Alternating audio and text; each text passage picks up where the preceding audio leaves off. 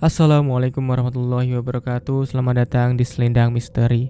Dan kali ini aku akan membawakan sebuah cerita berjudul Kualat Gunung Polosari, di mana cerita ini diceritakan oleh Mbah Ngesot dari kumparan.com. Dan buat kalian yang ingin membaca ceritanya, silahkan klik link yang telah kami sediakan pada kolom deskripsi.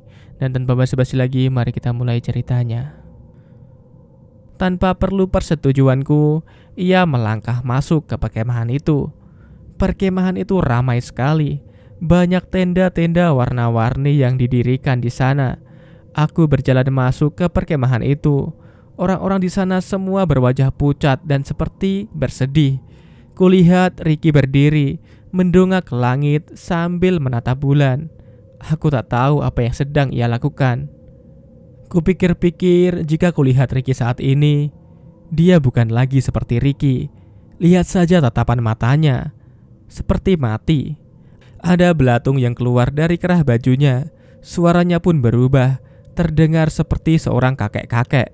Aku mundur beberapa langkah, lalu berlari meninggalkannya. Aku menjauh dari perkemahan misterius itu, menyusuri jalan setapak, mengikuti kata hatiku. Langkahku terhenti saat mendengar seseorang batuk. Suara itu berasal dari pepohonan. Kuarahkan cahaya senter ke sana. Lalu muncullah seorang nenek yang sedang menggendong kayu bakar. Ia menoleh ke arahku lalu nyengir. Giginya yang hitam jelas tersorot oleh sinar senterku. Aku waspada. Bisa jadi dia bukan manusia. Nek, jalan pulang kemana ya? Aku bertanya dengan sangat hati-hati. Ia menyeringai seolah ingin mengatakan sesuatu. Tangannya menunjuk ke arah timur sambil tersenyum ramah. Tapi tiba-tiba wajahnya berubah menjadi sangat ketakutan saat melihat bola api melayang di langit. Ajos, ajos, kata nenek itu terbata-bata. Dia sangat panik. Nenek itu lalu melihat lagi ke arahku. Kali ini dia mendekat. Langkahnya begitu berat karena punggungnya menggendong kayu bakar. Ikut, itu Ajos, kata nenek itu selalu terbata-bata. Mungkin karena sudah tua, jadi dia mengalami gangguan dalam berbicara. Nenek itu kembali menarik lenganku. Sepertinya dia mau membawaku ke suatu tempat. Sesekali dia mendongak ke langit melihat bola api yang terus mengikutiku. Kita mau kemana, Nek? Sana, ke sana, rumah, kata nenek itu sambil menepuk dadanya sendiri. Aku tahu mungkin aku akan dibawa ke rumahnya. Aku rasa nenek ini bukanlah jelmaan jin, tapi tak ada tampang orang jahat di wajahnya. Lagi pula, kejahatan apa yang bisa dilakukan oleh seorang nenek seperti dia? Lebih baik aku tidak mencurigainya sekarang. Siapa tahu dia bisa menolongku. Tak lama kemudian, aku tiba di sebuah rumah panggung. Rumah itu terlihat lebih rapi daripada gubuk yang kutemui beberapa hari lalu. Ada 2 jendela kaca di bagian depannya. Aku tak menyangka ada sebuah rumah di tengah hutan seperti ini. Cahaya temaram dari lampu canting terlihat jelas dari jendela itu. Si nenek mengetuk pintu tersebut.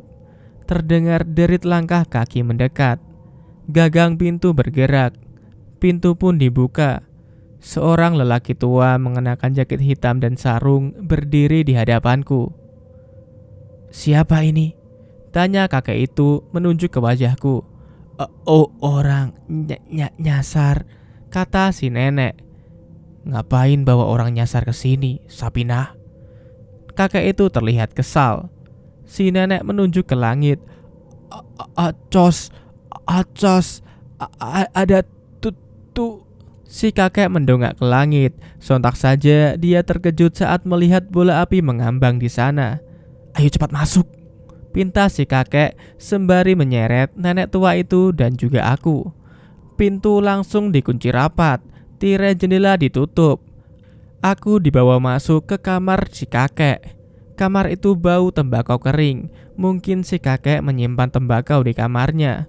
Ada lampu canting yang digantungkan di dinding bilik. Namaku Abah Sarta dan ini istriku Sapina. Apa yang terjadi sampai-sampai kamu diikuti Ocos, ha? Maaf bah, namaku Ori bah. Awalnya aku dan 3 orang temanku mau berkemah di kawah gunung, tapi di perjalanan satu persatu temanku hilang. Mereka digondol jin, kataku dengan nada menyesal. Abah Sarta menggelengkan kepalanya. Apa kesalahan kalian? Kata Abah dengan tatapan tajam. Teman saya mengotori Curug Putri dengan darah menstruasinya, bah. Kataku dengan wajah takut. Abah Sarta terlihat sangat terkejut mendengar penjelasanku. Gawat, itu gawat. Kamu tahu sudah berpuluh-puluh tahun Pulau Sari aman dan tidak ada korban jiwa satupun. Gara-gara temanmu itu, bisa jadi para pendaki lain juga ikut celaka. Kata Abah Sarta marah. Urat lehernya sampai menonjol. Lalu apa yang harus aku lakukan, bah? Sulit, ini sulit. Ia menoleh pada si nenek. Antar aku pulang saja, bah. Aku takut. Tolong, bah, tolong. Kamu tidak bisa pulang, katanya sambil menatapku dengan tatapan cemas. Kenapa, bah? Karena kamu sekarang sudah jadi milik mereka. Mereka? Siapa mereka, bah? Kataku mengerutkan dahi. Iya, para jin penghuni gunung ini. Perkataan Abah Sarta membuatku sangat terkejut. Tapi bah, kata Pak Jaro, aku dan teman-temanku masih bisa diselamatkan. Bukankah itu benar, bah? Tanyaku. Dia bohong. Tak ada yang bisa selamat dari kualat Gunung Pulau Sari. Dia pasti sengaja menyerahkan kalian pada jin gunung ini agar pendaki lain bisa selamat.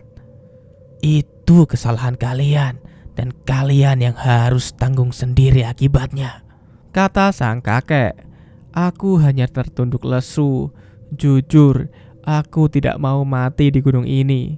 Tanpa kusadari, air mataku menetes. Aku menangis karena takut. Masih banyak hal yang ingin aku lakukan. Aku tidak mau mati konyol di tempat seperti ini. Sudah, jangan menangis, kata Abah Sarta menepuk pundakku. Tolong, bah, antarkan aku pulang. Aku ingin pulang, bah. Aku mohon, aku ingin pulang. Dari jendela kamar muncul bayangan bola api melintas. Dia benar-benar sedang mengincarku. Abah Sarta dan istrinya terkejut. Mereka bergidik ngeri saat menyaksikan bola api itu melintas di jendela kamar mereka. Kau harus pergi dari sini sekarang, kata Abah Sarta mengusirku. Jangan, ujar si nenek memegang pundakku. Dia sepertinya akan membelaku. Nginep di sini aja. Ya, nginep, katanya sambil mengelus rambutku. Bahaya, Sabinah. Kita bisa mati dibunuh Ocos, kata Abah Sarta membentak. Dia memulai membuka pintu kamarnya. Dia lalu menyuruhku pergi dari rumahnya. Aku tetap tidak beranjak sebab aku tahu di luar sana lebih berbahaya. Bah, boleh aku menginap di sini dulu kan? Kataku merapatkan kedua tanganku memohon kepadanya. Abah Sarta tampaknya luluh. Dia menghembuskan nafas yang berat. Oke, tapi 1 malam saja. Besok pagi kamu harus pergi dari sini. Akhirnya Abah Sarta berbaik hati mengizinkanku menginap di rumahnya. Dia menunjukkan sebuah kamar untukku. Ada kasur empuk dan bantal di dalam kamar itu. Juga lemari kayu yang terlihat sudah usang. Aku meniup pintu kamar. Ku lepas tas ranselku lalu membaringkan diri di atas kasur. Cahaya lampu canting temaram menyinari kamar, membuatku mengantuk. Di luar, bola api masih menungguku. Aku tidak tahu apa yang akan terjadi padaku besok. Apakah aku akan tetap hidup atau mati seperti LD, atau dibawa jin seperti Mira, atau malah berubah menjadi aneh seperti Ricky. Aku mungkin akan menghilang selamanya di gunung ini. Malam semakin jatuh. Tengah malam aku terbangun. Banyak sekali nyamuk yang mengganggu tidurku. Ku dengar suara Abah Sarta seperti sedang berbicara dengan seseorang di ruang tengah. Jelas sekali kalau lawan bicaranya itu bukanlah istrinya. Itu terdengar seperti suara perempuan yang masih muda. Karena penasaran, aku perlahan-lahan mengintip dari lubang celah dinding bilik. Tampak Abah Sarta sedang berbicara dengan seseorang wanita cantik. Mereka duduk berhadapan. Pakaian wanita itu seperti putri kerajaan.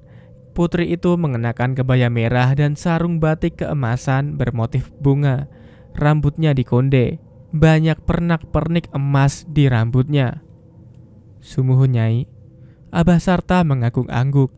Dia tak berani menatap wajah wanita itu.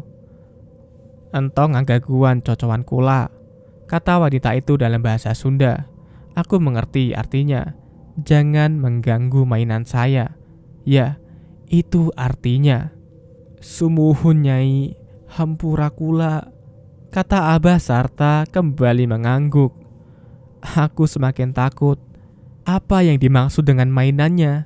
Ya, apakah aku akan menjadi mainannya?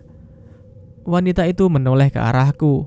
Ia tersenyum dingin, wajahnya putih, tak wajar seperti patung lilin. Aku pun menjauh dari dinding bilik itu lalu kembali ke tempat tidur. Tak lama kemudian, pintu diketuk tanpa ada suara memanggil. Aku pura-pura tak dengar.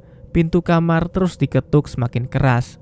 Tiba-tiba, ada cahaya api yang terpancar dari jendela. Ocos itu muncul lagi. Kali ini dia melayang tenang di jendela kamar. Kuperhatikan bola api itu ternyata memiliki dua mata seperti manusia. Dia melirik ke arahku dengan tatapan datar.